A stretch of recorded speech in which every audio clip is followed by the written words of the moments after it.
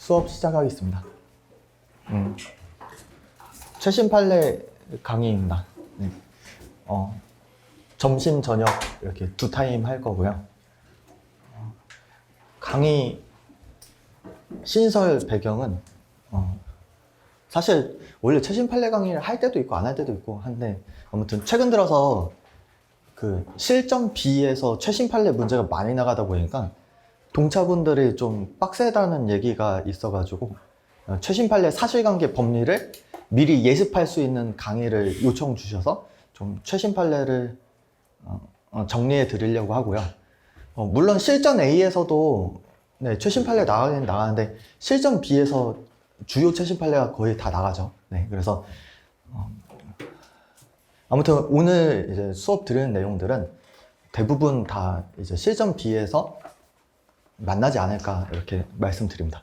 그리고 강의 자료는 이제 대략 20개 정도 판례를 대상으로 합니다. 그래서 판례 리스트는 이제 오늘 이제 그 자료에서 한 장 넘기시면은 있죠. 네, 한 장 넘기면 표가 두 파트로 쪼개져 있죠. 그래서 위에는 2024 탑 10이고, 그 다음에 밑에 부분은 기타 중요 판례 이렇게 돼 있어요. 그래서 기타 중요 판례에는 2024 탑 10 빼고 나머지 탑 10이나 아무튼 중요 대법원 판례들이 들어가 있어요. 그래서 네, 그래서 아무튼 웬만한 중요한 건 거의 다 넣었다 이렇게 생각하시면 되겠고, 네, 그리고 2024 탑 10 빼고는 특허법원 판례는 다 삭제를 했습니다. 그래서 기타 중요 판례는 전부 다 대법원 판례로만 돼 있어요. 그래서 그 당해년도는 그래도 특허법원 탑 10까지 어느 정도 보는 게 방어적일 거여서 올해 것만 아무튼 특법 판례를 하겠고, 나머지는 이제 대법 판례 위주로만 합니다. 그 다음에 강의 진행 방식은 판례 강의 들어보신 분들은 아시죠? 그래서 이제 요약 정리, 그 다음에 법리 중에 필요한 부분 있거나 하면 설명드리고, 아무튼 핵심 위주로 말씀드립니다. 복습은 어떻게 하시냐면 그 자료에 보면 요약 정리가 있어요. 판례별로 요약 정리가 있는데 이걸 한번 보고 수업 때 말씀드렸던 부분들을 이제 확인하면서 원문 가볍게 읽어보시는 걸 추천드립니다. 그래서 원문이 길긴 한데 제가 법리 부분은 음영 처리를 해놨고, 그 다음에 사안 포섭 부분에서 중요한 부분들을 밑줄을 다 긋는 작업을 해놨으니까 생각보다 이 요약 정리 부분을 보게 되면 원문을 볼 때도 빨리 읽을 수 있어요. 그래서 아무튼 참고 말씀드리고, 그리고 이 원문을 볼 때 가끔 가다가 원심 판례가 뒤에 붙어 있는 경우들도 있어요. 근데 원심 판례 보는 건 필수는 아니에요. 그냥 그 대법원 판례 보다가 잘 이해 안 되면 그 특허법원 판례 하급심은 그걸 보충하는 측면에서 좀 필요하다 싶으면 보시고, 아니면 제끼고 뭐 이런 식으로 하시면 되겠습니다. 그래서 여기까지 설명드리고, 이제 첫 번째, 네, 3페이지죠. 의식적 제외이론에서 무효심판 주장 금반원 문제가 나온다. 이게 1번 판례가 있고 1-1번 판례가 있어요. 그래서 1번 뒤에 아무튼 넘어가다 보면 1-1번 판례가 있거든요. 1-1번은 새끼 판례인데 얘랑 관련 논점이에요. 관련 논점이라서 이 넘버가 붙어 있어야 탑 10입니다. 그래서 넘버 1로 돼 있으면 이제 탑 10. 그 다음에 얘랑 관련 판례가 있으면 1-1 해서 뭔가 하나 넣은 거예요. 그래서 얘는 어차피 답이 정해져 있는데, 아무튼 무효심판 주장 금반원, 이거 무슨 논점이죠? 네, 의식적 제외 이론에서 우리가 심사 과정에서 뭐 보정을 한다든지 또는 의견서를 제출한다든지 이러면 당연히 그걸 고려해서 의식적 제외 여부를 판단하는 건데, 근데 등록 후에 무효심판 절차에서 어떤 주장을 했을 때 그 주장 내용을 기초로 해서 의식적 제외를 인정할 수 있는지, 이게 문제가 될 수 있죠. 그래서 이거는 대법원 판례가 직접적인 건 없지만 간접적인 건 있어요. 네, 그래서 대법원 판례는 무효심판 주장 금반은 인정을 하고 있습니다. 네, 그래서 아무튼 이게 결론이 나와 있는 거고, 이게 탑 10으로서 아무튼 찍혔는데, 이 금반원이 사실 두 가지예요. 두 가지가 있는데,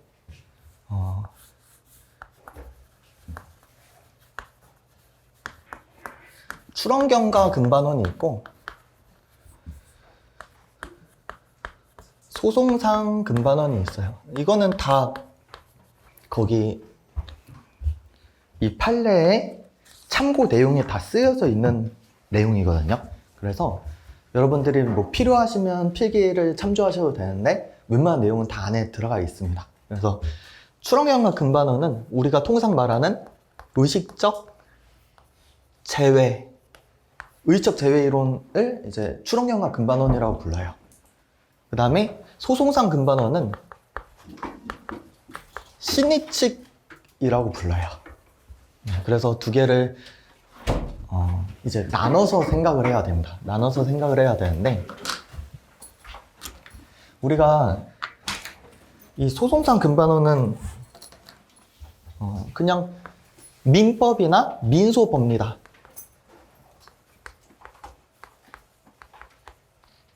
이렇게 생각을 하시면 되겠고, 이 출원경과 금반원은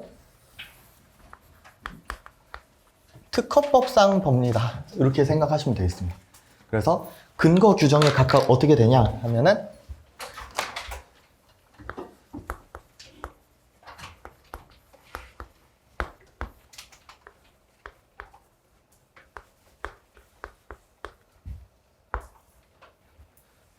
이렇게 잡히는 거예요. 그래서 출원경과 금반원 의의적 제외는 특허법 216조 1항. 그래서 216조 1항은 뭐죠? 서류의 열람 신청이라고 해서 잘 안 보는 조문이 있는데, 여기서 이제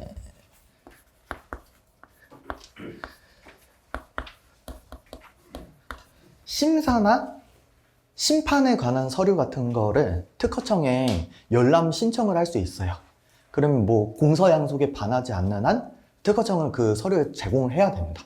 그래서 우리가 기존에 출원경과 금반원이 인정되는 이유가 뭐냐면은 심사 과정에서 뭐 거절이유 통지받고 보정서 내고 의견서 제출하는 게 그게 특허청을 통해서 공중이 쉽게 접근이 가능하니까 이 자료를 통해서 확인할 수 있는 내용들, 그래서 여기서 이제 권리자가 의식적으로 제외했다라든지 그런 게 공표가 되면은 그 공표된 내용을 믿고 실시한 제3자들을 보호하기 위해서 의식적 제외라는 걸 인정을 했던 거죠. 그렇기 때문에 216조 1항의 적용 범위를 보면은 이제 금반원의 범위가 나오는 거예요. 그래서 의식적 제외의 범위는 심판 내용까지 다 포함되는 게 해석론상 당연합니다.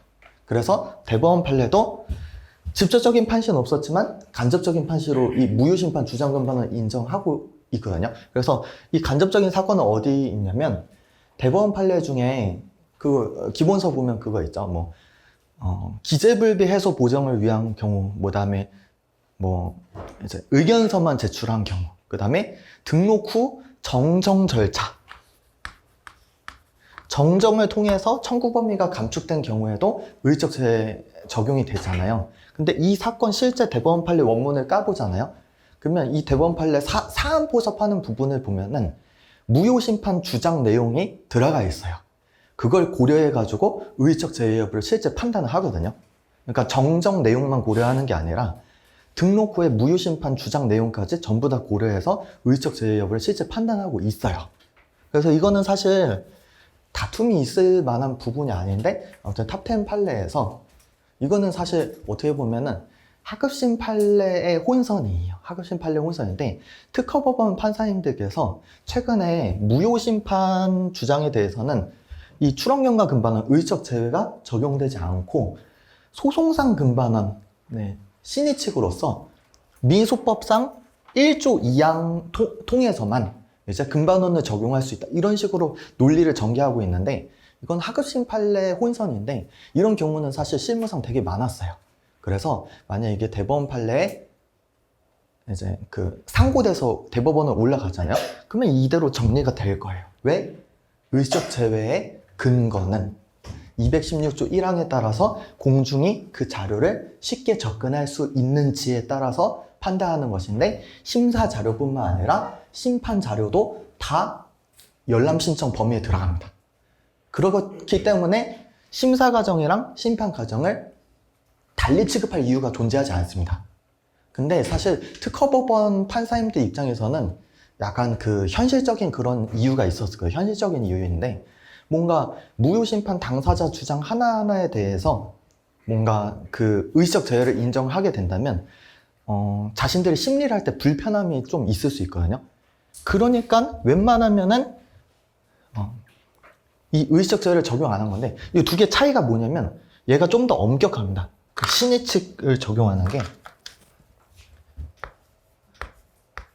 엄격해요.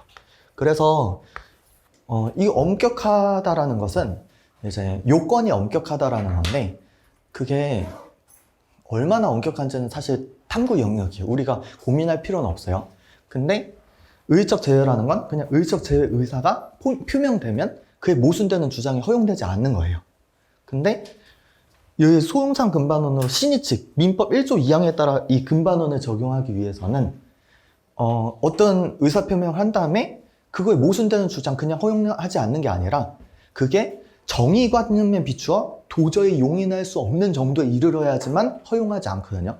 그러니까 얘가 좀 더 엄격해요. 근데 그게 정의관념에 비추어 얼마나 엄격하냐 하면은 그건 우리가 알 필요가 없어요. 그러니까 아무튼 특허법원 판사님들은 웬만하면 무효심판 주장에 대해 이 의식적 제외를 적용하게 되면 자기네들 이제 심리 범위가 좀 제약이 될 수 있으니까 소송상 근반원 쪽으로 좀 근반을 적용하지 않는 쪽으로 가려고 하는데, 아무튼 그거는 대법원 판례 태도에 반하니까 만약 상고돼서 올라가면 대법원 판례 선에서 정리가 될 건데, 현재 아무튼 특허법원에서 실무상 혼선이 존재하는 상태이다. 이렇게 알고 있는 게 맞습니다. 그래서 취지는 전부 전달 드렸어요. 그래서 한번 볼게요. 이 사건은 아무튼 해당 특허법원 판례 판사님들이 이 출원 경과 근반원이 적용되지 않는다. 그 다음에 소송상 근반원이 적용될 수는 있지만 요건이 엄격하기 때문에 적용이 안 된다. 그래서 모순되는 주장을 허용했던 케이스입니다. 네, 그래서 한번 사실관계 보면 무효심판 절차가 있고 권리범위학 심판 사건이 있어요. 그래서 무효심판에서 어떤 주장을 한 다음에 권리범위학 심판에서 그 모순되는 주장을 하겠죠. 그게 허용이 된 케이스입니다. 그래서 무효심판 절차에서 특허 발명, 청구 범위에 링크가 연계부에 유동성 있게 체결 이렇게 되어 있습니다.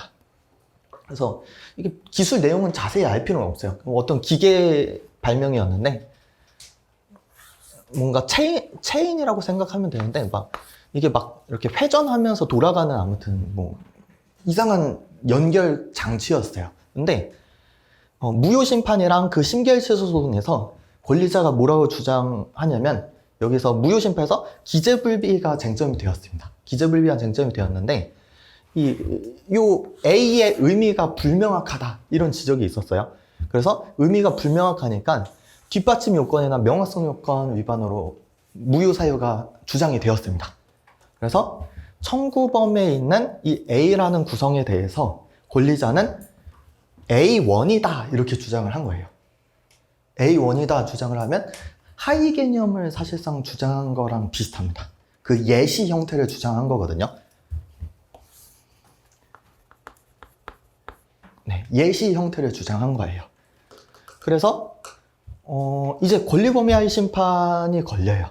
권리범위하에 심판이 걸리는데, 여기서 무효심판이랑 그 심결취소 소송 주장에 대해서 의식적 제외, 출원경과 근반원을 적용하지 않았고 신의칙, 소송상 근반원도 적용하지 않았습니다.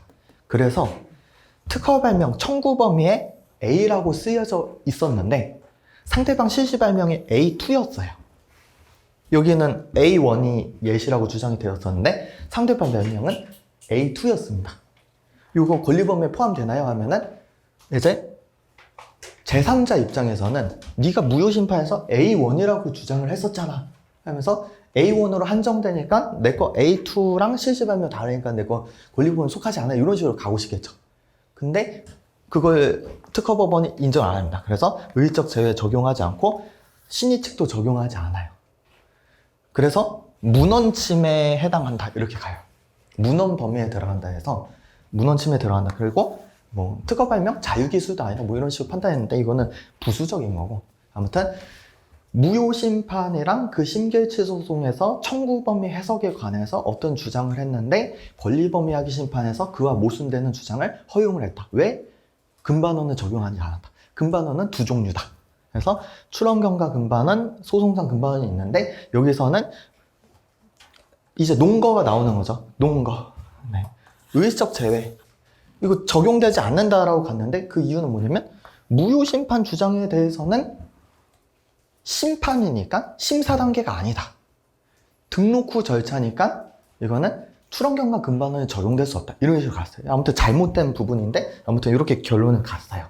그 다음에 여기서 신의 측 소송상 금반원이 적용이 안 된다 이렇게 갔는데 그 이유는 뭐냐면 이거는 엄격하게 판단해야 된다 이거예요. 최대한 신중해야 된다. 최대한 신중해야 된다인데 아무튼 그래서 이거 적용 안 했습니다. 근데 여기서 이제 생각해 볼 수 있는 건 뭐냐면 이게 소송상 금반원이 좀 더 엄격하다고 했어요. 이게 좀 더 엄격하다고 했는데 만약에 출원경과 금반원이 이 대법원 판례 입장처럼 적용된다라고 전제를 하고 문제를 풀잖아요. 이거 실제 시험에 이 사실관계가 나오면은 무효 심판인데 이거 의의적 제외 적용된다라고 푸는 게 대법원 판례 입장에 부합합니다. 그러면은 이거 적용된다고 풀면은 이거 의의적 제외 인정이 될까요? 하면 어차피 결론은 똑같아요. 왜 그렇죠? 기재불비가 쟁점일 때 해당 구성의 예시를 설명한 것에 불과하면은 그건 권리범위 제외 의사가 있다고 볼 수 없어요. 그러니까 예를 들어서 기재불비가 문제가 되었을 때 뭐 실험 데이터가 문제돼서 뭐 삭제 보정을 했다 뭐 이런 식으로 가면 권리범위 제외 의사가 들어갈 수가 있는데 어차피 이게 의미가 조금 불명확해서 내가 못 알아듣겠다. 그래서 권리자가 그 예시를 조금 더 설명을 해준 것 뿐이면은 그건 어차피 의의적 제외 의사가 없다고 보는 게 일반적인 입장이거든요. 그래서 이 사건은 이 특허법원 판례가 잘못한 거는 법리면에서 이거 의의적 제외, 출원경과 금반원 이게 무효 심판이라서 안 된다라고 한 건 법리적으로 잘못이지만 사건의 결론면에 있어서는 이거 의의적 제외가 인정된다고 봐도 결론은 똑같이 나갈 수밖에 없는 그런 사건이었습니다.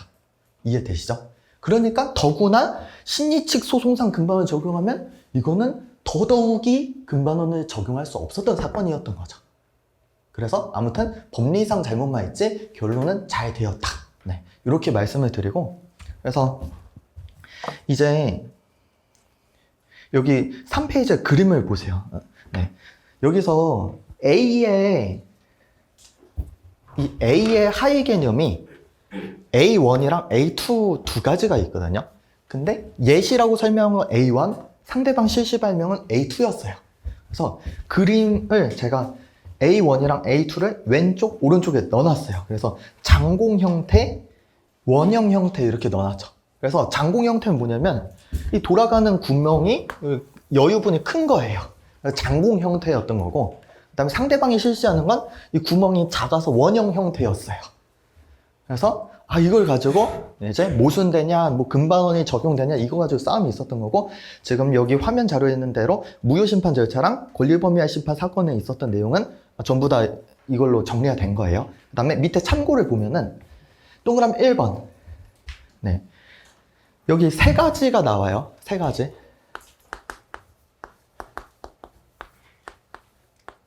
이게 탑10 판례 세미나에서 아무튼 제일 유력서를 제가 가지고 온 거예요. 그래서 심사 절차에는 의의적 제외 이론 적용되는데 이견이 없죠. 그다음에 그 다음 절차가 심판 절차에 의의적 제외가 적용되는지 이게 이제 문제가 될 수 있는 거고 그 다음에가 소송 절차에 의의적 제외가 적용될 수 있는지 문제인데 소송 절차는 두 가지가 있어요. 심취소 절차가 있어요. 무효심판, 심결치소송 이런 데 주장에 의적제가 적용될 수 있는지 하나의 문제랑, 그다음에 침해소송에서 권리남용의 항변이 있을 수 있잖아요. 그러면 거기서 무효사유에 대응해서 특허권자가 어떤 주장을 했을 때 그거랑 모순되는 주장을 또 할 수 있는지, 이게 문제가 있거든요. 이게 정리를 하면 어떻게 되냐면, 심사일 때는 당연히 의식적 제외가 적용이 가능하다. 네. 왜냐면 216조 1항에 서류 열람 당연히 가능하다. 그 다음에 심판 절차도 하급심 판례 혼선이 있지만 법률적으로 차등을 둘 이유가 전혀 없다. 이렇게 가는 거고, 그 다음에 심취소 절차, 이제 침해 소송에서 권리남용 요게 이제 문제가 되거든요. 요거는 사실 세모예요. 세모인데 그 이유는 뭐냐면 216조에서 소송 서류 열람은 규정을 하고 있지 않아요. 그러니까 이제 뭐가 문제가 되는 거죠? 공중이 쉽게 접근 가능한지가 문제가 되죠. 왜냐면 이게 공중이 쉽게 접근 가능해야 그걸 신뢰 보호를 위해서 모순되는 주장을 허용하지 않는 거잖아요. 근데 이게 결론이 다르게 갑니다. 이게 다르게 가요.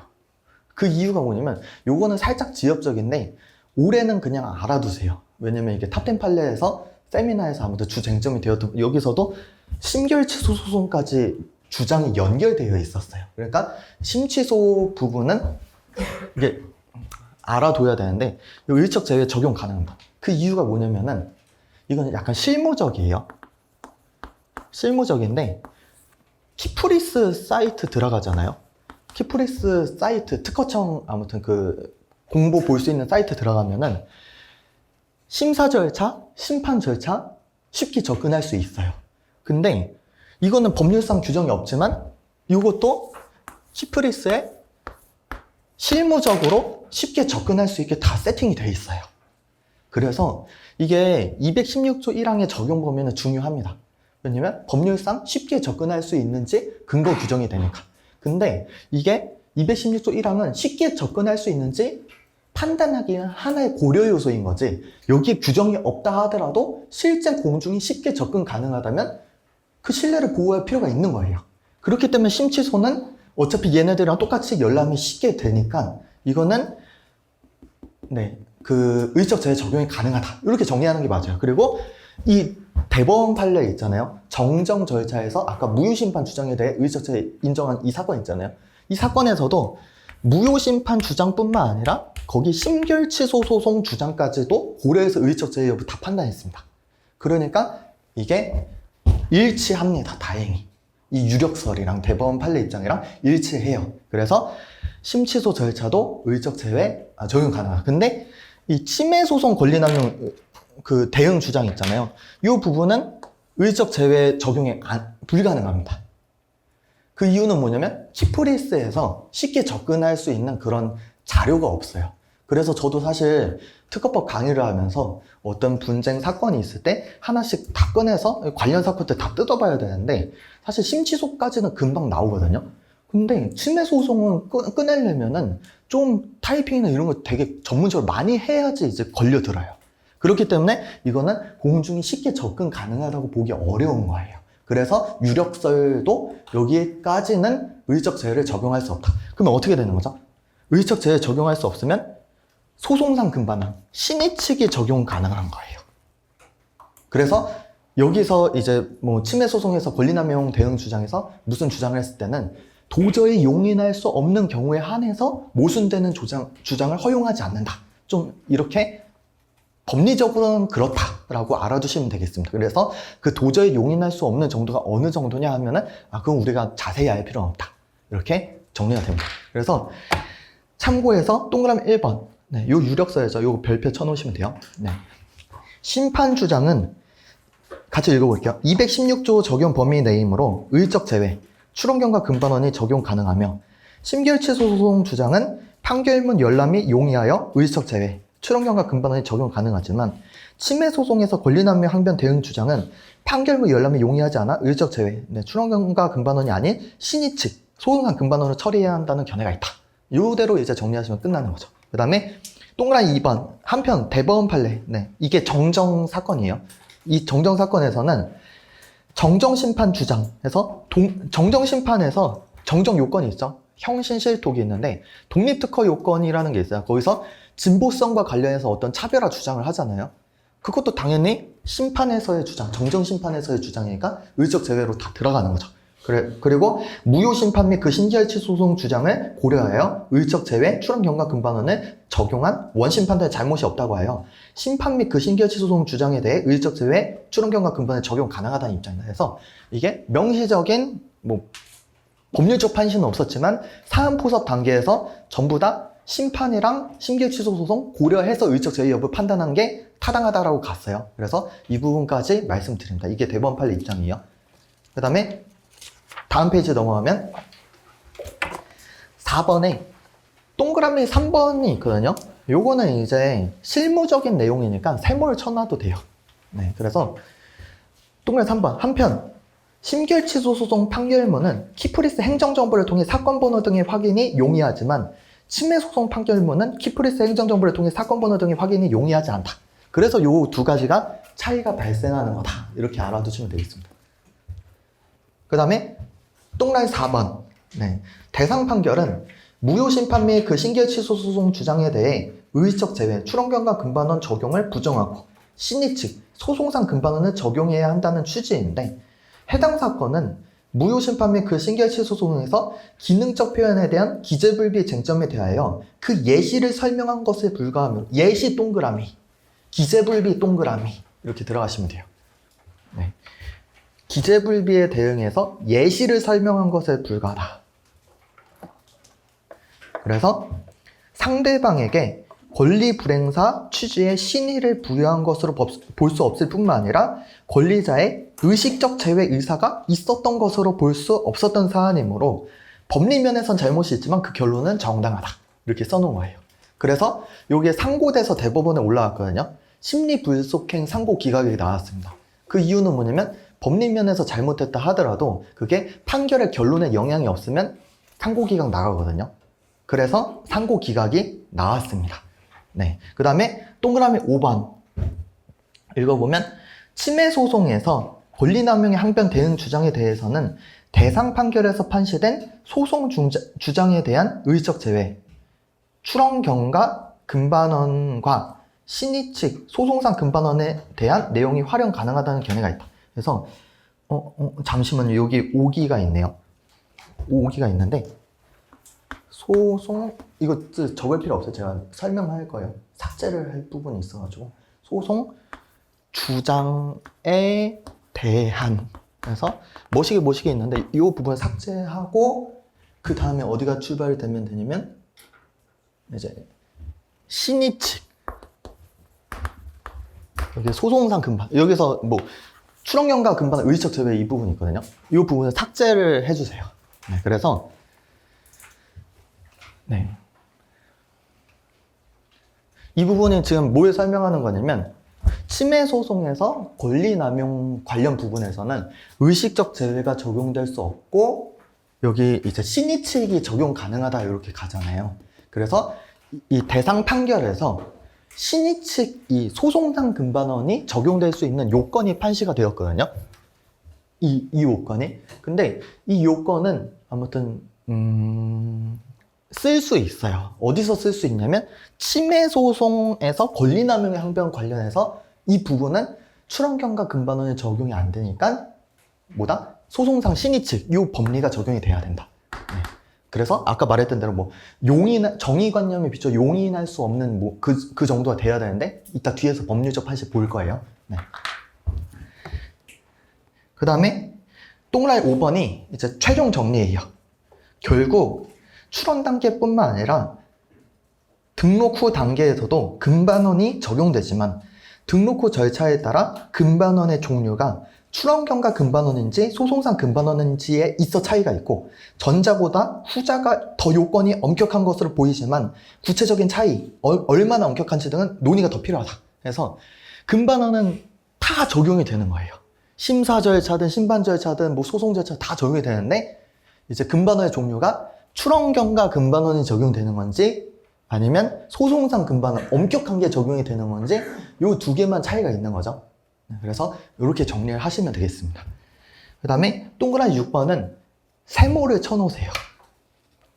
세모를 쳐놓으시고, 동그라미 6번은 뭐냐면 탑10 판례 세미나에서 이 뭐 출원경과 금반원이랑 소송상 금반원이 적용되었던 케이스, 적용되지 않았던 케이스 막 학습 판례들을 막 설명을 해놨어요.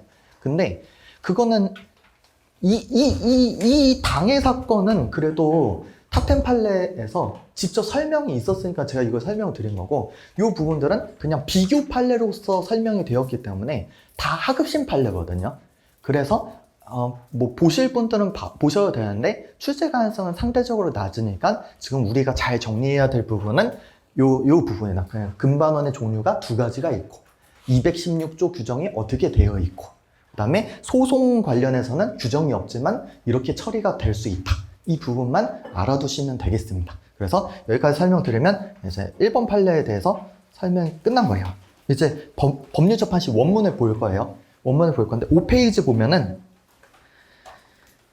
3번 이 사건의 심결 위법 여부 이렇게 시작하죠. 그래서 가 보면은 이 사건 제1항 발매 청구범위 해석해서 관련 법리에서 청구범위 해석이 문제가 되니까 해석 방법 뭐가 나올까요? 청구범위 기준으로 간다, 뭐 발명의 설명을 참작한다, 뭐 이런 내용들이 나옵니다. 그 다음에 밑으로 쭉 내려가면은 밑에 이제 음영 처리된 부분이 있어요. 관련 법리에서 민사소송과 신의칙, 이게 소송상 금반원, 신의칙 적용의 신중, 신의칙 적용 요건에서 세 가지에 대해서 제가 타이틀을, 라벨을 잡아놨죠. 이 부분이 어디냐 하면은 여러분들이 이제 시험에서 이게 나오면 써야 돼요. 침해 소송에서 권리 남용에 대응한 주장에 대해 금반원이 적용될 수 있는지 쓰시오 하면은 출원경과 금반원은 적용되지 않는다. 이렇게 가는 거고, 이제 민사소송법상 신의칙에 따른 소송상 금반원 하면 이 법리를 써야 됩니다. 여기 나와 있는 이 법리 있죠? 이게 길어요. 길어서 제가 사람이 쓸 수 있게 뒤에 정리를 해놨어요. 이건 사람이 못 써요. 이거는 나중에 읽어보시면 되고, 너무 깁니다. 그 다음에 여기 6페이지 상단에 보면 행정소송도 마찬가지다 이렇게 가거든요. 맨 위에 보면 이와 같은 법리는 민사소송법 준용하는 행정소송 절차에도 그대로 적용. 이건 뭘 말하는 거죠? 침해 소송에서 권리남용 대응해서 어떤 주장을 했어요. 그 다음에 나중에 권리범위하기 심판에 심결치 소송 절차로 올라갔어요. 그러면 침해 소송이나 권리남용 절차는 별개죠. 그럼 침해 소송에서 어떤 주장을 했어요? 이거에 모순되는 주장을 여기서 할 수 있는지 하면은 이제 소송상 금반원이 문제가 됩니다. 왜? 권리범위하기 심판 심결치 소송은 행정소송임에도 불구하고 민사소송법이 준용이 됩니다. 민사소송법이 준용이 되면 민사소송법 1조 2항이 적용이 되겠죠. 소송상 금반원 적용 범위에 들어갑니다. 그래서 여기서 이제 정의관념에 비추어 뭐 도저히 용인할 수 없는 정도의 되면은 이제 모순되는 주장이 허용되지 않다. 이렇게 가는 거예요. 그래서 우리가 무효심판에서 한 주장에 대해서 이제 다른 절차에서 모순된 주장을 할 수 있는지 이게 문제가 되는 게 일반적이에요. 근데 침해 소송에서 한 주장에 대해서 권리범위하기 심판에서 모순되는 주장을 할 수 있는지 뭐 이런 식으로 문제가 나올 수도 있거든요. 그러면은 이제 권리범위하기 심판 심결치 소송 절차는 아무튼 행정소송법에 따라서 민사소송법이 준용되니까 여기서는 그 신의칙 소송상 금반원에 적용을 받을 수 있다. 이렇게 알아두시면 되겠습니다. 그래서 그런 의미인 거고, 그 다음에 중간에 보면 의식적 제외 이론이 나와요. 의식적 제외 이론이 나오는데 이게 잘못된 거죠. 여기서 네 번째 줄 보자. 음영 처리된 부분 네 번째 줄 중간에 보면은 소송 주장은 의식적 제외 이론 적용 가부 이렇게 나오거든요. 그래서 소송에서 말하면 대세적 의사표시라고 할 수 없다. 그래서 밑에 마지막에 보면은 출원경과 금반원 원칙을 그대로 적용할 수 없다. 이렇게 끝이 납니다. 이거는 반만 맞고 반은 틀린 말이에요. 반만 맞고 반은 틀린 말. 왜 그렇죠? 심결치 소송 절차는 아무튼 216조에 따른 서류 열람 범위를 벗어나지만 키프리스를 통해서 공중이 쉽게 적용 가능하므로 출원경과 금반원이 적용 가능하다. 이렇게 설명드렸죠. 그러면 이 법리는 어디서 쓸 수 있는 거죠? 이거 체크를 해놔야죠. 소송주장, 의식적 제외이론 적용 가부. 이 부분은 침해 소송에서 어떤 주장을 했을 때 추론경과 금반원이 적용되지 않는다라는 근거로서 해당 판례를 쓸 수 있는 거예요.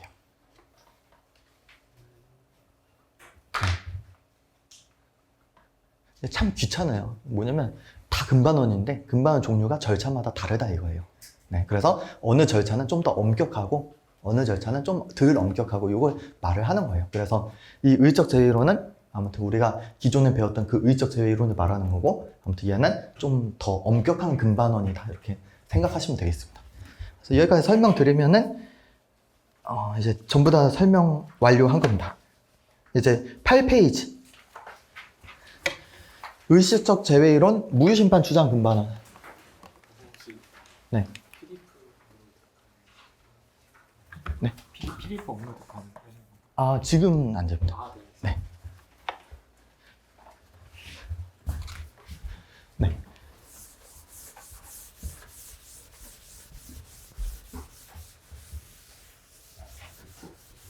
네.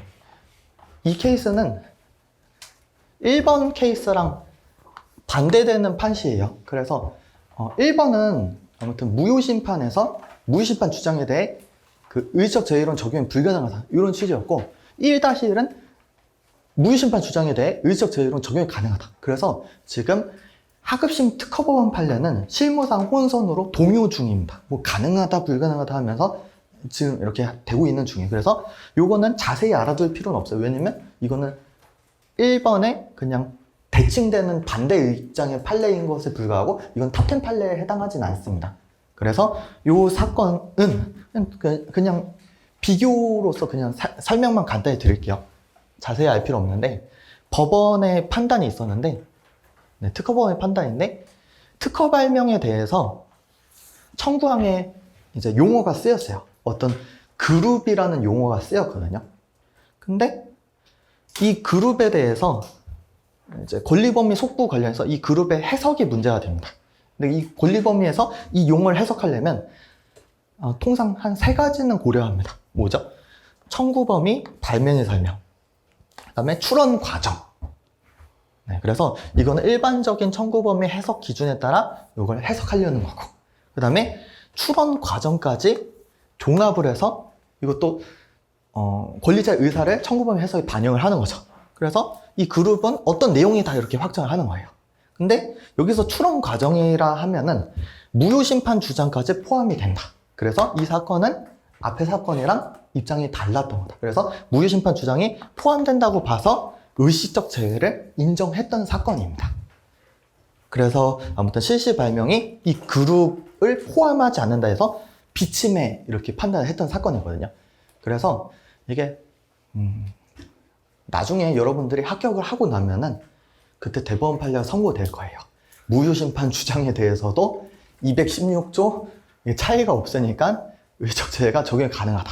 그 다음에 심결치소 소송 주장은 무효심판 주장에 준하여 의적 제외 적용이 가능하다. 이런 식으로 갈 건데 지금은 아무튼 요 정도까지만 알아두시면 될 것 같습니다. 그래서 학심 판례는 동요하고 있다.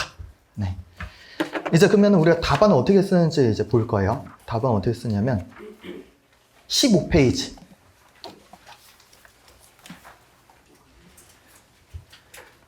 상단에는 무효심판 주장 금반원, 그 다음에 중간에 타이틀 있죠. 하단에 이제 소송 주장 금반원, 이렇게 2가지를 나누는 거예요. 그래서 무효심판 주장 금반원은 1번 하급심 판례 동요. 그래서 긍정 판례, 부정 판례 존재한다. 이렇게 한 줄 처리만 해주면 돼요. 원래 하급심 판례는 잘 안 써도 되는데 이게 탑10 판례 세미나에서 올해 하급심 판례 분석이 많았으니까 한 줄 정도 이렇게 써주자.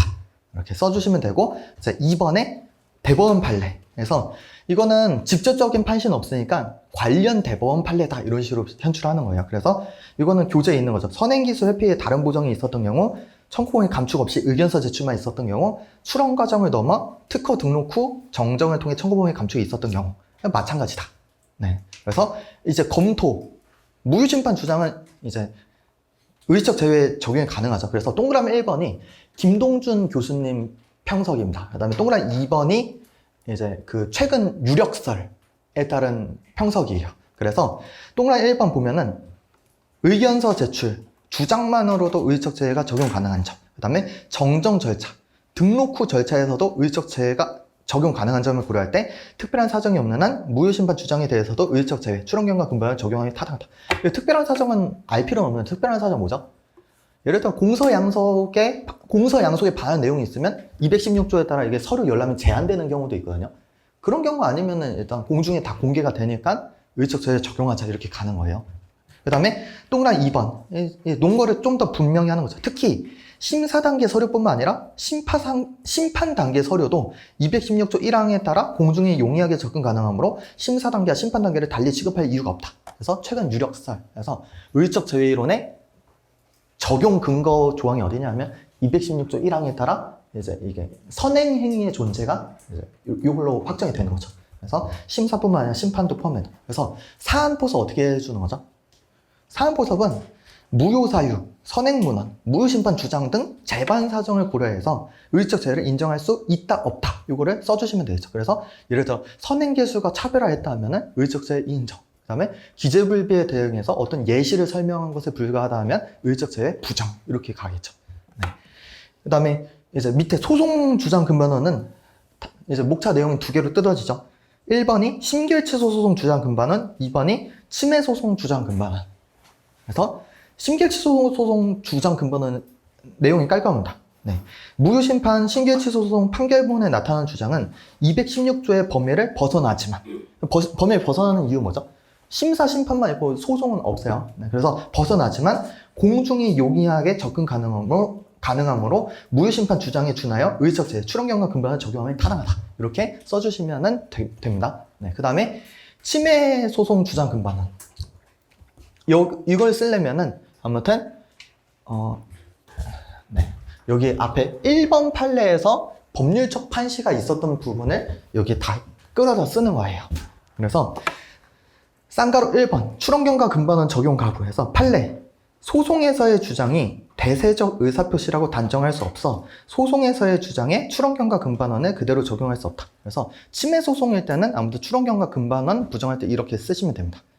그 다음에 소송상 근본원 적용강으로 판례해서 아까 판례 판시 엄청 긴 거 뚱뚱한 거 있었죠? 사람이 쓸 수 있게 바꿔놨는데 그래도 길어요. 그래서 동그라미 1번에 민사소송법 제1조 2항에 따라 모순된 주장에 신의 측이 적용될 수 있지만 이는 최대한 신중할 필요가 있고 왜 그런 거죠? 일반 규정으로 도피 방지 뭐 이런 것 때문에 최대한 신중이죠. 그 다음에 동그라미 3번에 신의 측 위반으로 보기 위해서는 상대방에게 신의를 공하였거나 객관적으로 보아 상대방의 신의를 가짐이 정당한 상태에 있어야 하고 이러한 상대방의 신의에 반하여 모순된 주장을 하는 것이 정의관념에 비추어 용인될 수 없는 정도의 상태에 이르러야 하며 이와 같은 법리는 민사소송법에 준용하는 행정소송 절차에도 그대로 적용된다. 이렇게 써져 있는데 아무튼 이거는 그래도 길거든요. 나름 줄여놨는데 여러분들 여기서 조금 더 줄여서 쓰셔도 될 것 같아요. 그래서 아무튼 좀 압축을 해놨다 말씀드립니다. 그 다음에 이제 다음 페이지 16페이지에 가면 검토 보면 네. 침해소송, 네, 동그라미 1번에 침해소송에서 권리남용 항변에 대응한 주장은 216조의 범위를 벗어나며 공중이 용이하게 접근 불가능하므로 의시적 제외가 적용 불가능하며 경우에 따라 신의 측 적용 가능할 것이다. 네, 침해소송 주장은 그렇습니다. 그 다음에 동그라미 2번 양자의 차이에 대해서 논의가 더 필요하다. 이게 더 엄격하다고 했잖아요. 뭐 정의관념에 비춰 용인될 수 없는 그거는 탐구 영역이라서 논의가 더 필요하다. 이렇게 해주시면 되겠습니다. 그래서 여기까지 설명드리면 1번 판례 설명드린 거고 아무튼 올해 탑10 중에서 제일 중요한 판례가 뭐냐면은 제가 볼 땐 법리적으로는 이게 제일 중요한 것 같아요. 그래서 이 부분 잘 정리를 해두시면 되겠고 그 다음에 두 번째 판례 볼게요. 징벌적 손해배상. 네.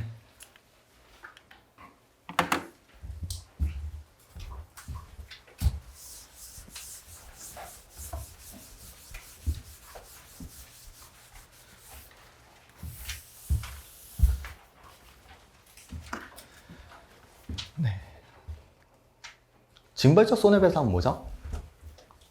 특허권 침해일 때 128조 1항에 따라서 손해배상 청구가 가능한데 128조 2항 내지 6항에 따라서 손해액을 산정할 수 있고 증거가 부족하면 7항에 따라 손해액을 산정할 수 있고 여기 산정된 범위 내에서 이제 8항에 따라 이제 5배 또는 경과 규정에 따라 뭐 3배 이하의 징벌적 손해배상 청구가 가능하고 8항 다음에 9항에서 8가지 고려 요소 뭐 이렇게 규정을 해놨다. 근데 이제 파랑 관련해서 이게 도입이 된 후에 이제 경과 규정 적용 문제가 있죠. 근데 요거 사실 그거잖아요. 그러니까 원래는 징벌적 손해배상이 존재하지 않았다가 세배 증액 제도가 도입이 된 이후에 이 세배 증액 제도가 5배 증액 제도로 바뀌었잖아요.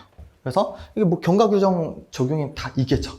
근데 일단 결론 먼저 말씀드리면은 이거 결과 오픈입니다. 그래서 시험에서 이거는 직접적인 대법원 판례가 없어요. 그리고 이거는 이제 교수님들도 견해가 갈려요. 그래서 결과가 오픈입니다. 그래서 여기서 핵심은 뭐죠? 이 논의의 핵심 이거죠. 이 징벌적 손해배상 규정이 도입되기 전부터 침해가 있었는데 이렇게 침해가 있었다. 계속적 침해가 계속 있었다면 이 부분에 대해서 세배 증액을 할 것인지 안 할 것인지 이 논의가 있는 거죠. 이게 쭉 이어졌다 하면은 5배 증액은 합니다. 5배 증액은 하는데 3배 증액을 할 것인지 안 할 것인지 이 경과 규정 부칙에 따라서 부칙 제2조 거기 최초 위법행위 발생한 그것 때문에 해석이 있는 거예요. 그래서 일단 이 해석론에 대해서 일단 정리를 해드릴게요. 긍정설, 부정설이 있는데 판례도 2번 판례는 3배 증액을 허용한 긍정설이에요. 그 다음에 2-1번은 3배 적용을 부정한 부정설이에요. 그래서 탑10 판례 세미나에서는 이 적용이 된 2번 판례를 가지고 탑10 판례를 선정한 다음에 거기서 하급심 판례들 다른 걸 설명하면서 2-1번 사건도 걸려 있어요. 그래서 어떤 사건이 나올 가능성이 크냐 하면 당연히 이 2번 사건이 나올 가능성이 크겠죠. 근데 2번 사건이 나온다 하더라도 뭐 사실관계는 있지만 이게 3배 증액을 할지 안 할지 이거는 어차피 대법원 판례가 없고 교수님이 갈리기 때문에 이거는 이제 어느 걸 따라도 크게 문제되진 않아요. 그래서 이 배경을 좀 설명드리면은 이게 긍정설이랑 부정설이랑 교수님들 말이 많잖아요. 말이 많은데 핵심만 설명드리면은 이 긍정설은 왜 3배 증액을 허용을 하냐 하면은 128조 8항 취지 때문이에요. 네. 그래서 여기서 부칙 2조에서 뭐 최초 이렇게 설명을 해놨지만 부칙은 부칙인 거고 일단 이 128조 8항의 취지가 뭐죠? 특허권을 강하게 보호하고 침해를 최대한 억제한다 라는 측면에서 이거 적용할수록 그 취지에 부합하겠죠. 그 다음에 이 부정설의 입장은 뭐냐면 부칙 2조의 취지예요. 부칙 2조의 취지는 뭐냐면 이게 징벌적 손해배상 제도가 도입될 때 국회에서 충돌이 되게 많았어요. 왜냐면 대기업들이 징벌적 손해배상 도입을 막으려고 엄청 막 반발이 심했어요. 도입이 안 되려다가 협의를 계속하고 막 했는데 그 협의 과정에서 이제 부칙을 정할 때도 충돌이 있었어요. 무슨 충돌이 있었냐면은 기존에 계속 하던 행위에 대해서는 징벌적 손해배상 적용이 안 되도록 해달라. 그래서 부칙을 넣을 때 이 양자의 합의를 받아들여가지고 부칙에서 이 시행 후에 최초 발생하는 위법행위부터 징벌적 손해배상을 도입하겠다라는 거예요. 그래서 이거 사실 제가 법학적으로 말씀드리면 요걸 추천합니다. 그러니까 징벌적 손해배상 제도 도입 취지는 당연히 특허권을 강하게 보호하고 침해 억제하는 게 취지지만 그걸 도입할 때 입법 과정에서 사회적 합의가 있었어요. 대기업들이 기존에 하고 있었던 꾸준한 행위에 대해서는 징벌적 손해배상의 적용 범위를 벗어나게 정해달라고 해서 부칙을 최초 행위부터 규정을 해놨으면 그 사회적 합의에 따라서 하는 게 맞지 갑자기 징벌적 손해배상 제도 취지로서 그래도 여기에 적용을 하는 게 맞다 이렇게 가는 건 그거는 너무 부당하게 특허공짜를 보호하는 결과가 될 수 있는 거죠. 왜냐면 입법 과정에서 그 사회적 합의를 반영해서 이렇게 해놨는데 이걸 무시하는 게 돼버렸잖아요. 그러면 애초에 부칙을 최초를 넣지 말았든지, 만약 특허권을 강하게 보호하려면 부칙의 최초라는 용어를 빼놨어야 되는 거죠. 근데 합의에 따라 부칙의 최초를 넣어놓고 징벌적 손해배상 제도 취지만 고려해서 적용을 하게 되면 최초를 무시하는 거잖아요. 그러면은 제3자 피해를 고려하지 않고 사회적 합의를 무시하게 되니까 저는 양심적으로, 저도 특허법을 강하게 보호하고 싶고 특허권 강하게 보호하고 싶지만 그래야 우리가 먹거리가 늘어나거든요. 근데 양심적으로 이걸 도입을 할 때 그 반발 때문에 사회적 합의를 봐서 부칙의 최초라고 넣어놨는데 그걸 무시하면은 그건 깡패죠. 그럼 입법 과정에서 청문회를 왜 하고 그런 걸 왜 합의를 하겠어요? 그러니까 아무튼 저는 부칙 2조의 취지를 고려하면 징벌적 손해배상 3배는 여기서 계속적 침해할 때 인정하지 않는 게 맞다. 왜냐면 대기업들의 기존의 행위에 대해서는 징벌적 손해배상 3배를 책임을 받지 않기 위해서 이걸 정한 거기 때문이다. 이렇게 말씀드리는 거예요. 그래서 이 부분 설명드리고 이제 법리적인 게 끝났고 이제 사건 설명을 드릴게요. 네, 사건 설명은 뭐 어렵지 않아요. 이번 판례는 징벌적 손해배상 적용을 긍정한 거예요. 그러면 징벌적 손해배상을 적용 긍정하려면 그 기준이 필요해요. 뭐에 대해서 3배 이하, 뭐에 대해서 5배 이하 하려면 여기서는 128조 4항으로 그 기준액을 삼았어요. 그래서 128조 4항에 따라 소정 기간 동안 손해액을 구한 거죠. 손해액을 구했는데 어떻게 구하냐 하면은 여러분들도 이게 문제로 취재가 되면은 매출액, 이익률, 기여율 이 3가지가 주어질 거예요. 곱하면 이제 128조 4항에 추정액이 나오는 거예요. 침해로 인한 이익액은 매출액에 이익률 곱하고 기여율 곱하면 얼마 금액이 나올 겁니다. 이게 기준액이 되는 거죠. 그래서 매출액은 뭐죠? 수익을 말하는 거죠. 비용을 빼지 않은 거죠. 그래서 매출액에다가 이익률을 곱해야 된다. 이 이익률은 뭐죠? 한계 이익률이 될 거예요. 그러니까 순이익률이 있고 총이익률이 있고 한계 이익률이 있는데 대법원 판례 다수설 입장 뭐죠? 한계 이익설 입장이잖아요. 그래서 한계 이익률을 곱하는 거예요. 근데 이 한계 이익률은 사실 계산을 해야 돼요. 실제 그 침해자가 얼마나 이익을 받는지 계산을 해야 되는데 침해자가 자기 이익을 공개를 잘 안 합니다. 소송 과정에서. 그러면은 그 사람이 하는 업종을 봐요. 예를 들어 통신업이다. 또는 뭐 이제 무슨 판매업이다. 그런 업종을 보면은 이 국세청에서 이게 무슨 통계적인 경비율이라고 나와요. 이게 경비율이라면 비용을 말하는 거거든요. 이 비용을 이 사람이 실제 그만큼 비용을 썼는지 안 썼는지는 잘 모르겠지만 이 국세청에 있는 요걸 가지고 계산을 때려고 합니다. 그러면 100%에서 이 경비율을 빼버리면은 이익률이 나오는 거예요. 이게 한계 이익률입니다.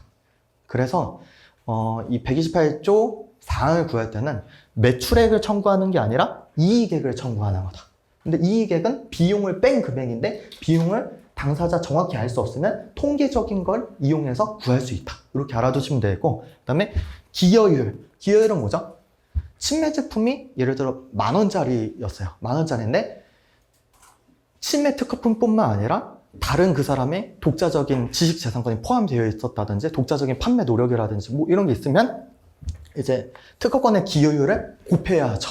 네, 곱해야 되는 거고, 이 사건에서는 아무튼 뭐 필수적으로 알아둘 필요는 없는데 피고 제품이 어떤 냄비였어요. 냄비였는데 냄비 뚜껑에 특허권자 특허 기술이 있었거든요.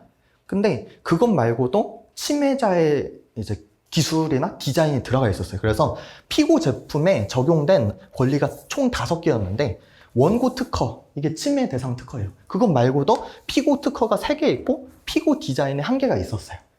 그러면은 총 5개 권리 중에 이 원고 특허의 기여율 몇 %죠? 20%. 양적 비율로 보면 20%가 나옵니다.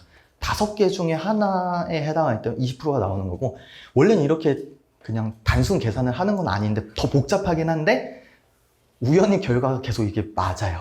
그래서 피고 제품에 적용된 지식재산권 총 5개인데 그 중에 침해 대상 특허가 1개니까 20%다. 이렇게 나왔어요. 그래서 이 3개 곱해서 어떤 금액이 나옵니다. 그러니까 금액이 나오면은 이제 내가 손해배상의 기준액을 잡은 거예요. 그러면은 이제 128조 파랑을 적용을 해야 돼요. 파랑 적용을 하면 어떻게 하죠? 여기 세배 증액 제도가 도입된 시점이 있고 도입 안 된 시점이 있거든요. 그러면 여기 금액을 A라고 하고 여기 금액을 B라고 하면은 이 B라는 금액에 대해서 세배 이하 처리를 할지 말지 이제 문제가 돼요. 이거는 어떻게 정리해주죠? 하급심 판례는 동의하고 있다. 긍정설에 따르면 세배 이하 증액이 가능하고 부정설에 따르면 세배 이하 증액이 불가능하다. 이렇게 결론이 나가겠죠. 네, 그래서 이렇게 계산은 그래서 여기서는 이번 사건에서 128조 파랑을 적용했습니다. 그래서 파랑 적용할 때 첫 번째 요건, 네, 고의적 침해여야 돼요. 고의적 침해. 그래서 경고 후 실시 등의 사정이 인정이 되었어요. 경고 후 실시 등의 사정이면 이거 고의적 침해 인정됩니다. 왜 그렇죠? 고의적 침해라 하면은 판례가 여기서 판시가 됐는데 확정적 고의뿐만 아니라 미필적 고의를 포함한다. 이렇게 나왔어요. 그래서 경고를 하면은 통상 미필적 고의가 인정이 됩니다. 네. 그리고 이 사건에서 이제 특수성이 하나 있었는데 경고를 받은 다음에 변리사한테 이 해당 특허에 대해서 무효 감정을 했어요. 이 특허 무효 사유 있는 것 같은데 한번 확인해 주세요 하니까 변리사가 이거 무효 사유가 있어요 이렇게 말을 한 거예요. 그러니까 그거 신뢰한 채 실시를 하죠. 그러면 무슨 문제가 생기죠? 고의의 조각 문제가 생기죠. 근데 이거 변리사 무효 감정만으로 고의가 조각되냐 하면 조각 안 됩니다. 네, 이건 어디서 사실 배웠죠? 이거는 침해죄 관련 파트에서도 있잖아요. 변리사 감정은 아무튼 객관성, 중립성, 전문성 세 가지 엔드로 보장된다는 그런 사정이 없는 이상 고의가 조각된다고 단정할 수 없다. 이렇게 가거든요. 그래서 아무튼 똑같아. 여기까지 아무튼 법리가 똑같은 거예요. 침해죄의 고의나 징벌적 손해배상에서의 고의나 어떻게 똑같죠? 확정적 고의뿐만 아니라 미필적 고의가 포함되고 그다음에 변리사 감정만으로 고의가 조각되지 않는다. 이게 똑같아요. 그래서 이게 엄밀히 들어가면은 그 고의랑 고의적이랑 이 적이 붙어 있을 때랑 차이가 있긴 있죠. 표현상 차이는 있어요. 이거는 아무튼 우리가 통상 말하는 고의랑 그다음에 128조 파랑에서 말하는 고의적에서 적이 붙은 거랑 차이가 있긴 있어요. 근데 그거는 학술적으로 해요. 그다음에 실무적으로는 논의가 더 필요해요. 논의가 더 필요한데 준특허법 각주에는 아무튼 이게 통상의 고의보다는 좀 더 완화된 수준이다 이런 식으로 말을 하지만 우리가 문제 풀 때는 그게 어느 정도 완화됐는지 사실 판단할 수가 없어요.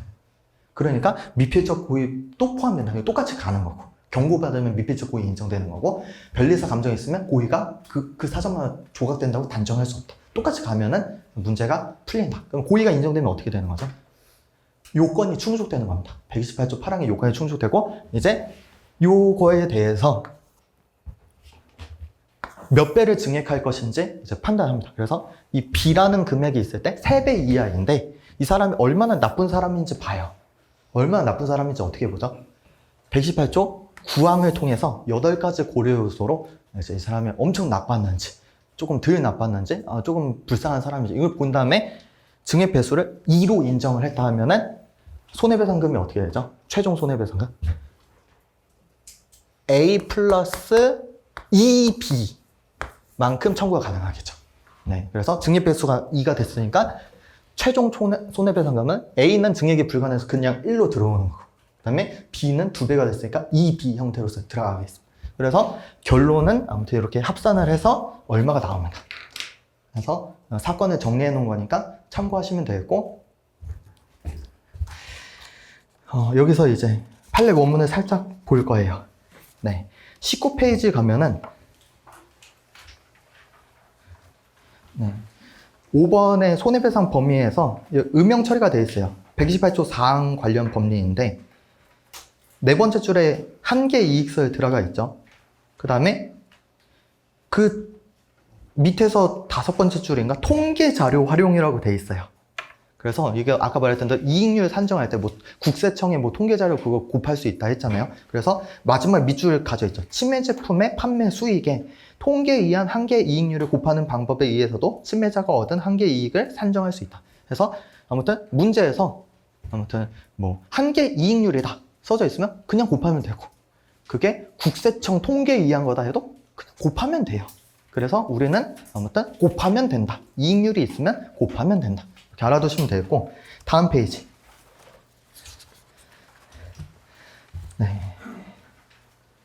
네, 21페이지 보면은 기여율에 대한 판단 이런 식으로 들어가 있는데, 이거는 기존에 확립되었던 법률고 기본서에 있는 내용이랑 똑같으니까 넘어갑니다.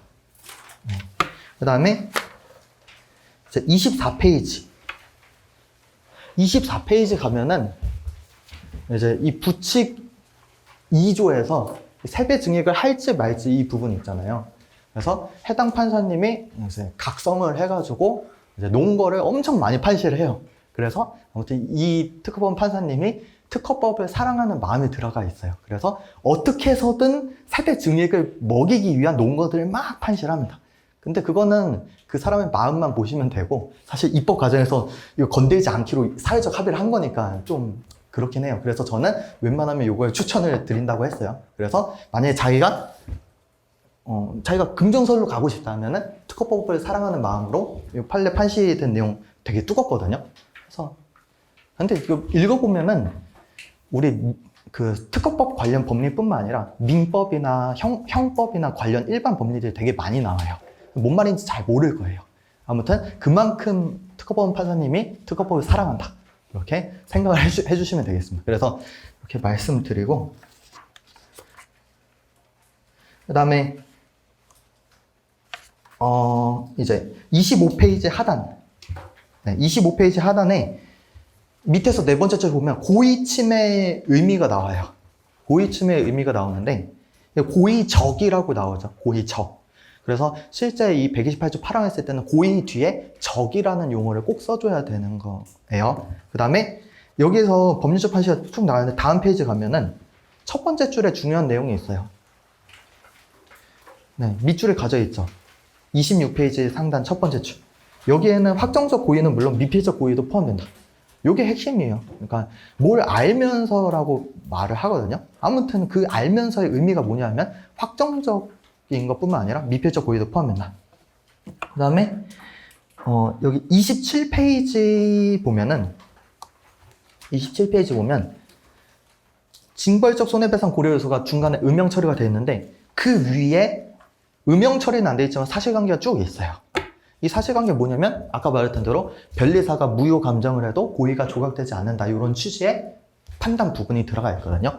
그래서 요거는 특별히 교수님들 사이에서도 이견이 없어요.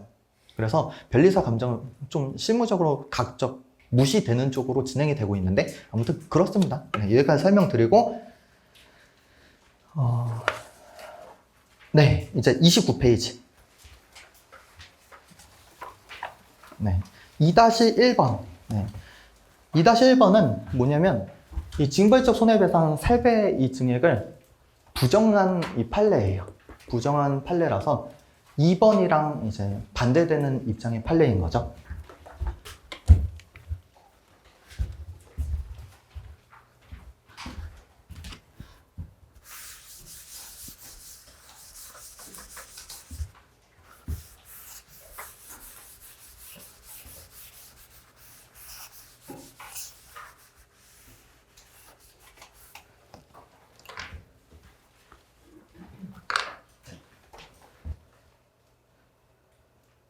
네.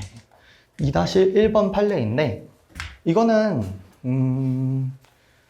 아마 제 개인적 생각으로는 내년 탑10이 될 확률이 높아요. 내년 탑10이 될 확률이 높은데 올해는 아무튼 출제 가능성이 아무튼 2-1번은 2번보다는 떨어지는데 아무튼 얘도 좀 중요 판례 쪽에 속하거든요. 그래서 어느 정도 그냥 어떤 사건인지만 인지를 해두시면은 그래도 문제를 풀 때 크게 지장이 없을 것 같아요. 그래서 어떤 사건인지만 소개를 드리면은 특허권자가 특허가 2개 있었어요.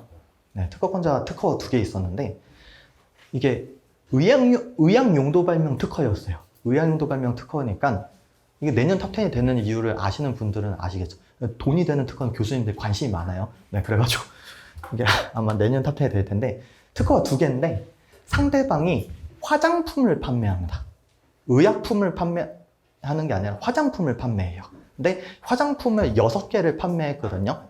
근데 6개가 종류가 다 달랐어요. 성분이랑 이런 게 달랐는데 그 화장품 6개 중 2개의 제품에 대해서 특허 침해가 인정이 됩니다.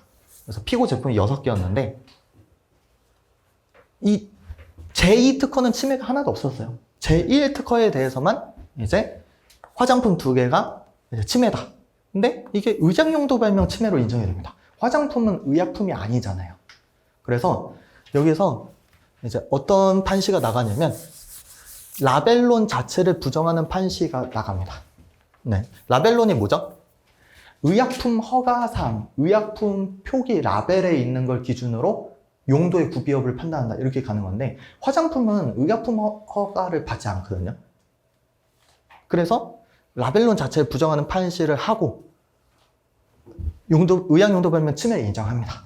그래서 이거는 제가 준특허법에 아무튼 추록 중에 올려드린 내용이 있어. 어디 뭐 올려놓은 내용이 있는데 근데 요거는 아무튼 시험에 나올 가능성은 상대적으로 낮아요. 왜냐면 기존의 통설에 반대되는 입장이기 때문에. 그래서 이거는 아무튼 내년 탑10으로 올라가면은 교수님들이 뭐라 얘기를 하겠죠. 그 전까지는 법리적으로는 그냥 우리가 신경 쓰지 말자. 결론만 일단 기억하자. 화장품 사건이 나오면 일단 라벨론 취지를 부정한 다음에 침해를 그냥 인정해주자. 이렇게 가는 거예요. 이게 사실 수정된 라벨론이랑 취지가 똑같습니다. 수정된 라벨론이 뭐죠?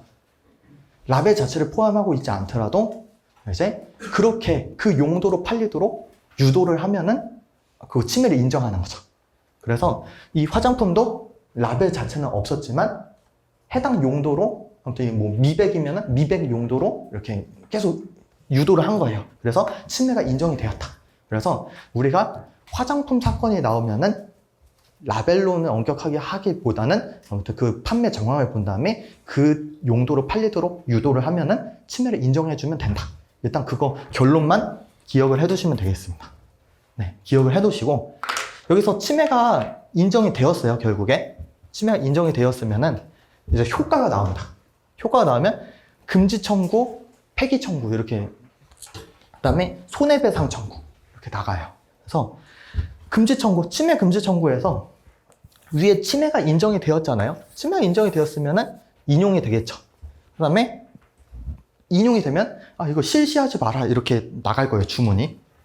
그다음에 폐기 청구는 이 화장품 중에 이 2개의 화장품 있잖아요. 완제품이 이미 만들어진 게 있다면 다 폐기해라. 네, 폐기 처리해라 이렇게 나가겠죠. 그다음에 침해 예방 청구. 침해 우려가 있으면은 침해 예방 청구가 가능하겠죠.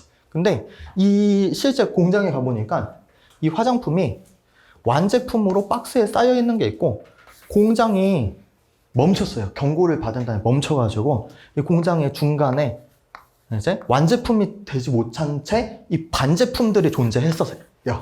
근데 얘네들은 침해 우려가 존재하니까 반제품도 폐기해라 이런 식으로 나갔어요. 그래서 이게 대단한 법리냐 하면 이거 실무적으로 원래 그렇거든요. 그래서 침해 인정되면 완제품 폐기는 당연한 거고 반제품까지 폐기를 할 때도 있다. 이렇게 알아두시면 되겠습니다.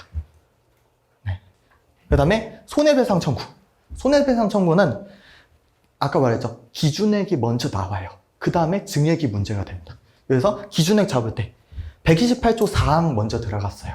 4항 들어갔는데 매출액이랑 이익률 증거가 부족해서 128조 4항 추정이 불가능하다. 이렇게 판단이 되었어요. 그 다음에 추정 불가능하면 기준액 어떻게 잡죠? 118조 7항이 나오는 거예요.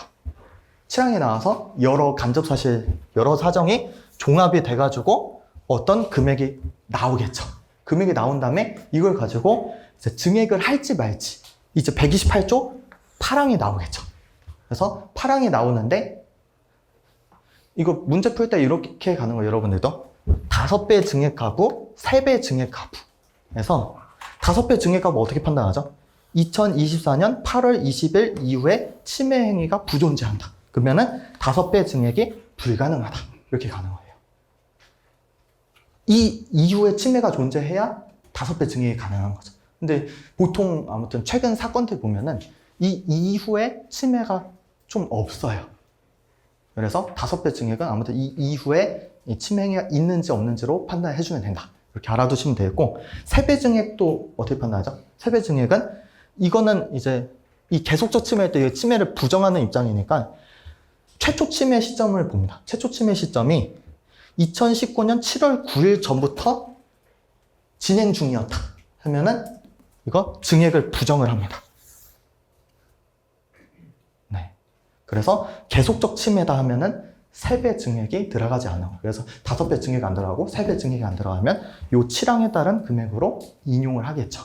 그래서 아무튼 뭐 이런 판례가 있다 정도 알아두시면 되겠습니다. 우리는 이제 정리를 해야 돼요. 정리를 하려면 몇 페이지로 가시냐면은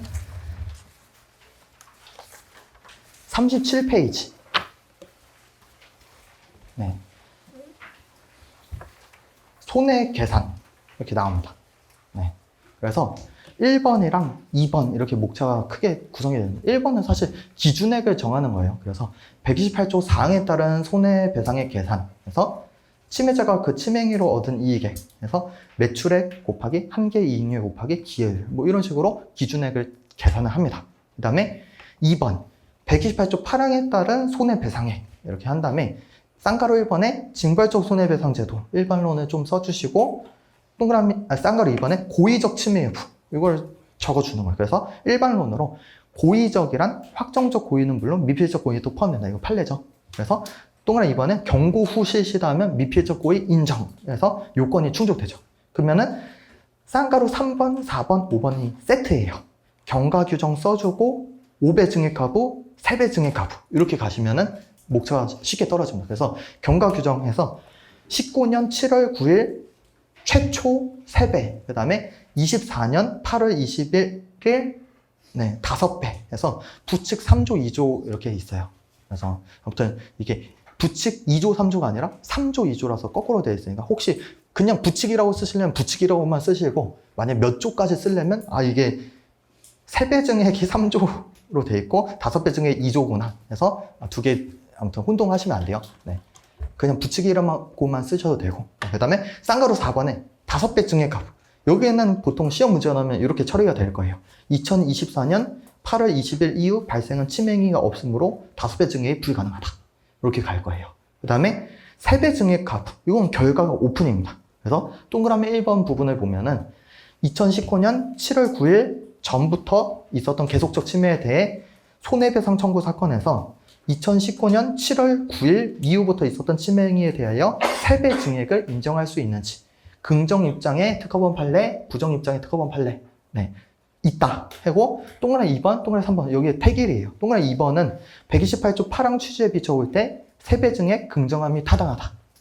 네, 그래서 특허권을 강하게 보호하는 거죠. 그 다음에 부칙 3조 취지에서 3배 증액을 부정함이 타당하다. 그래서 저는 사회적 합의를 했으면은 부정함이 타당하지 않나? 이렇게 생각을 해서 이걸 추천드립니다. 그리고 이거 사실 추천의 이유가 뭐냐면 정차우 교수님이 사실 특허법을 되게 아끼거든요. 근데 정차우 교수님도 여기선 양심을 지켜야 된다. 그래서 특허권자를 한두 곳씩 보호하게 되면은 법원의 신뢰랑 국회의 신뢰가 떨어질 수 있어서 더 안 좋은 결과를 가져올 수 있다 이거예요. 그러니까 그 마음이 없는 게 아니라 부칙 3조에서 사회적 합의에다 최초를 넣어놨으니까 일단 여기서는 그냥 증액을 하지 않는 게 맞다 이렇게 말을 하니까 아무튼 저는 부정서를 추천해 드립니다. 그래서 여기까지 설명드리고 10분 지난 다음에 이어서 나가도록 하겠습니다.